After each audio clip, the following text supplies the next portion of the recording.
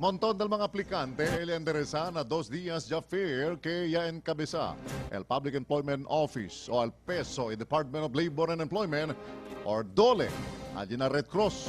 Según con el jefe del Community Social Welfare and Development Office or CSWDO, Socorro Rojas. Kay mucho mga trabaho el que ta necesita, especialmente el Grande Mall, que ay abre aquí na diaton syudad. So they still need around almost 2,000 workers, no, from skilled worker to laborers. This is it. Kung tablangan kita el trend, most of those who are from Zamboanga, hindi sila kita buska trabaho, tanda sila ng otro lugar.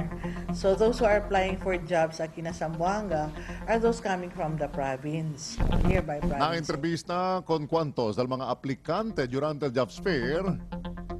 Este Job Fair, un grande oportunidad. Según con el mga quien ya participa.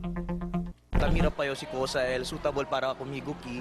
Kay first time te kumigo kay as far as I know this is a big mall aquí na Zamboanga. So tamira daw balel opportunity. Yan apply ma'am bagger pero po na kumigo na sales clerk ma'am. So pero hired dito sir.